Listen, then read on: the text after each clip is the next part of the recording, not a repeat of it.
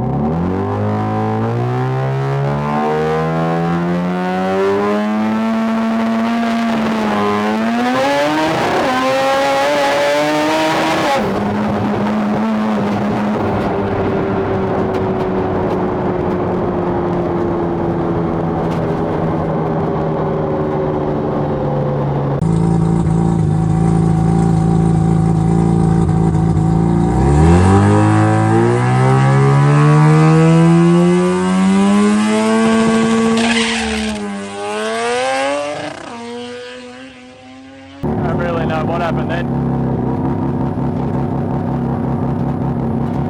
It shifted and just cut out, so I don't know if it hit some kind of safety or something. I'll have to go through the data, see what happened.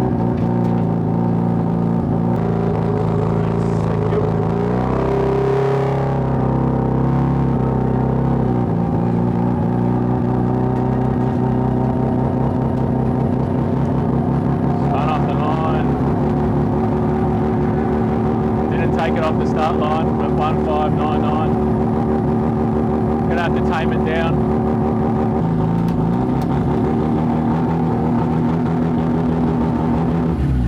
Hey, you wanna buy a phone?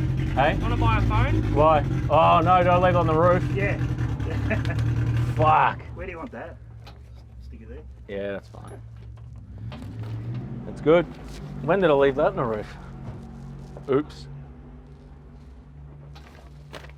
159.60, and then some kind of cut. So let's have a look at the data.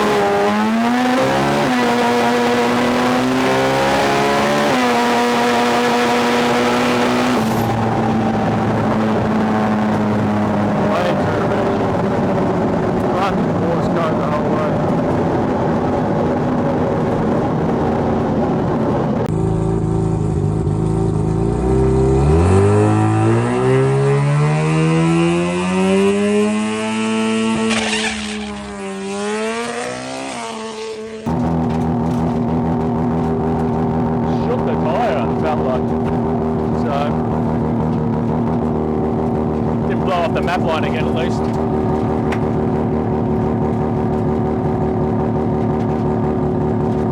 Super rich, gross rich.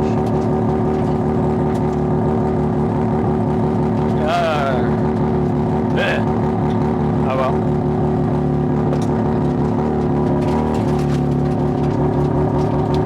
Where's the mat? Here it is.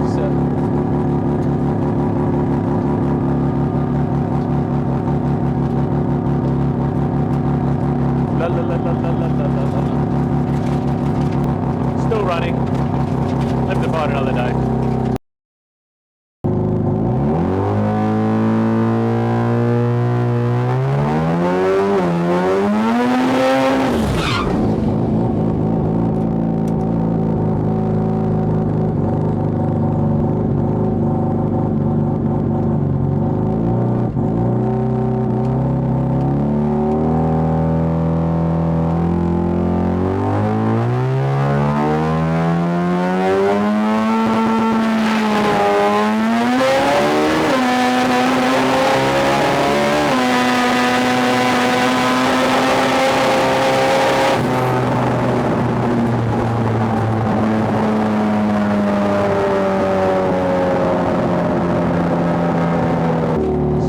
Way too rich. Way too rich. Even with the fuel taken out of it. It's alright. Creep up on it. Keep going.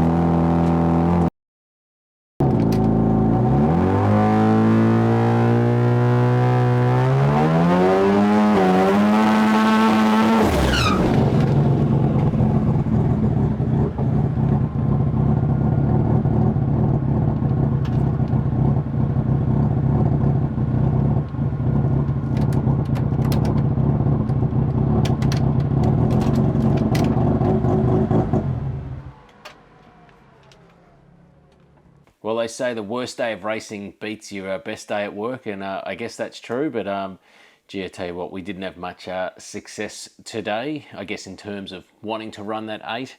You know, we had the map line blow off out of the quick disconnect fitting, which I have no idea still how that happened at all. It's right up on the firewall too. It's not like you can accidentally kick it or touch it. It just blew out. So all I did was push it back in, and it never blew out again for the rest of the day. So why that happened, no idea. Then we had the fuel leak in that pass number 5. What's actually happened there is on the our fuel inlet manifold sort of thing, it's got 2 lots of fuel rails, and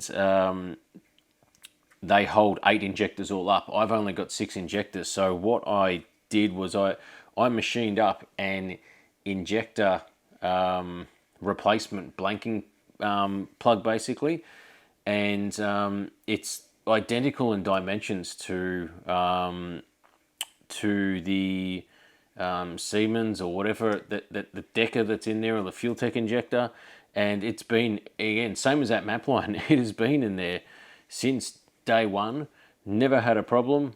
Change the O-rings regularly like I change the other O-rings, but for some reason what's happened is under the 70 whatever PSI fuel pressure at the on the trans brake, when I just in the burnout there, it's pushed it out of the fuel rail basically, which so I'll have to take a really close look at that, and I'll probably end up just putting a dummy injector or something in there without having to make another one or whatever. But it's, I mean, what it looks like it's done, it's just pushed it to the point where the O-ring is still in the fuel rail, but it's, once the fuel pressure gets enough, fuel was coming out everywhere, of course. So I mean, yeah, that's unfortunate. I don't know. I measured the tolerances exactly the same as what the normal injector is, but yeah, maybe something's happened there. I'll have a look at it, but yeah, it's it's certainly not smiles all around like it was when we ran the 90157 last week. I can tell the tune-up is obviously getting closer. It progressed throughout that day on pass.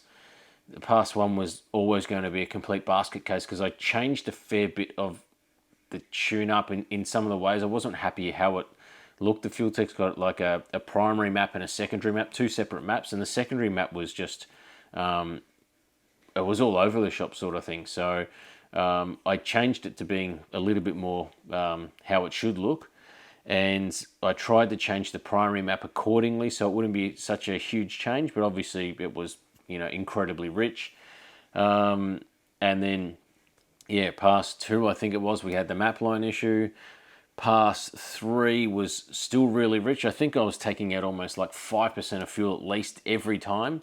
So fairly decent swings. You don't want to go on taking like heaps of fuel in that, but I'm pretty sure I took around about 3 to 4 to 5% of fuel out of it. And a lot of this fuel is coming out of the rear rotor because the misfires are coming basically from the rear rotor. I've got a lot of more compensation on the rear rotor. Generally, that's what you need. So most of the fuel is coming out of the rear rotor and it's still misfiring to the point where you can see the EGTs drop off, which means the rotor's not even firing at all. So yeah, took out more fuel, and the current map I've got in it now, which would have been pass 5, which didn't get a chance, I took out another, from the overall, I took out about 2 or 3% out of the rear rotor compensations, and I think I took out about 5 or so % out of the overall map as well, because the EGTs for even the front rotor are still showing relatively cold as well, and I just want to see if taking out that 3% of fuel, 4 whatever percent of fuel from the actual map brings some heat into that front rotor as well, to see if that's where it heads in the right direction. But I mean, I'm confident that the car's going to go well. It just, yeah, once it cleans up and it stops misfiring, it will actually start putting together some decent passes and that. So suspension, we changed the arms from basically the 4-link when we went out. What's a good way to put it? If this is the lower bar and this is the upper bar, that's the way we had it when we went out last Sunday. And what I did was, instead of it being like that, I changed the bars to being more like that, so to speak, which meant it lengthened the where our sort of line intersection with the instant center. So we had significantly less anti-squat. So it's still separated. We only got about 2 inches of separation, whereas last week we had 4.3 inches of separation, and it topped out the shock. It couldn't separate anymore, which was also unloading the tire. So what we'll more than likely do is we will get Shockworks to put that 7-inch shock travel rod in those shocks now, and what I'll do is I'll probably do the an in-between change. I'll drop the top bar 1 hole so it's lower again, and I'll leave the bottom bar as it is, go out, see how it's performing, and then if I want more separation still, I can still raise that bottom bar. I know that's going to happen, but what I'll do then is I'll really adjust the rebound valving on the shock setting, so yeah, we can use the shock to control that rebound so it doesn't happen. We were having like full separation by 30 foot, so we want to see that full separation for just after the 60 foot mark or whatever. So we can use a rebound adjustment in the shock absorber to control that. So I was really hoping that today was going to be a good day and I was going to get to the point where the tune-up was clean. It still might need work, but it's clean. But unfortunately, it didn't. We are running out of time now to race at Buznats. I don't want to take a car that is not ready to be competitive, so to speak, but less so competitive, more so not embarrassing. So I want to go to an event like that and I want to run fast. There's no use just going there as a test and tune and using it as a test and tune because the track's going to be good if the thing's going to carry on like it did today. So next week is drag challenge, so there's no racing at Heathcote's next week, which is why I went today to make sure I got an extra get that data set quickly and start working on it. And then there is only 3 weekends, I think, until Buznats, which is the 22nd of April. So, I'm going to have to, work on the shocks and that. So next week's the 27th. So obviously drag challenge weekend. The weekend after is the 3rd I won't be going to that because we'll be getting the shocks all done and stuff like that. So there'll be stuff, you know, might not be in by then. Then there's the 10th, 17th, and I think the Buznets is that April the 24th. So 10th, maybe April the 10th, we'll go out and fingers crossed we can actually put something decent together. But I'm sure entries will have closed before and for Buznets because it's only 2 weeks before the event. So we'll see. Still really want to make the event, but you know, if I have to go as a spectator, so be it. But yeah, we're inching closer. I know we're getting closer to you know where it needs to be. But again, with rotary engine, you can't just let the ECU take the wheel and pull all the fuel out and do everything you need it to do, because it just won't work as well as it does with piston engines and playing with timing and all that kind of stuff. So the start line stuff, we haven't got the chassis set up yet. So once the chassis is working better, that's when we can work on it. Something I did do today was I lowered the tire pressures on that last pass 4. It went a 146, which is our equal PB 60 foot. So we went equal PB 60 foot with significantly less separation. I think last week I was racing on about 18 or so PSI hot in the tires. And that pass we put in, it was about 14.5, 15 PSI hot. So what I might actually do is next is off the trailer, start at like about 14 PSI cold, do a burnout, come back and then reset them to 14 PSI. I know a lot of people with radials run 18, 16, whatever PSI. I talked to my friend Mike over in WA who runs a similar sort of, their car, they've run these radials as well, and they've run 14 PSI to great success. So the lower PSI seemed to work today. So might lower it again a little bit, more separation, and yeah, we'll see how we go. I think that's about it for now. I'll show you something here on the laptop of what I do. Make a lot of changes in the tune-up and they can be not confusing, but you want to make sure that you're not going too radical in that. So this is, I'm an absolute nerd obviously, and I've got I've built a spreadsheet thing here, but basically what I've got here is the changes in the map tune-up from race to race, or test and tune and test and tune basically. So this was the pass number 4 today, and these were the changes I made to going in what would have been pass number 5. So you can see there's a little bit of fuel added here, but there's a whole heap of fuel taken out. And also I've got same thing for compensations. So this was the rear rotor essentially compensations, and this on that pass, and this is what it was going to be. So you can see there's, we've got 2% of sort of fuel taken out of the compensations, and here you can see there's as much as 5% of fuel taken out of here. And the main reason I do that is just because there's so much going on. You're thinking of chassis stuff, you're looking at all the data, and sometimes I'll go and change some stuff and I'll work on one part of the map, then I'll look at something else, I'll go back and work on something on other part of the map, and then sometimes you can just get a bit flabbergasted, so to speak. You're making so many changes because the tune-up's so average at the moment that you might lose your way. So having the stuff on that screen where I just basically copy the whole primary map from the past before and then copy in the new one that I've just edited in, it's quick and easy way just to sense check to say like, okay, yeah, 5% I'm happy with that, and it's not like some kind of figure like 15% because I've gone and changed something twice without knowing that I've done it, because I've gone away, gone and get something to drink or eat or whatever and that. So what will happen is the tune-up will get closer and closer, and I won't need to do anything like that. So just at the moment, but it's just a very easy way of keeping track of everything. But yeah, we're getting there.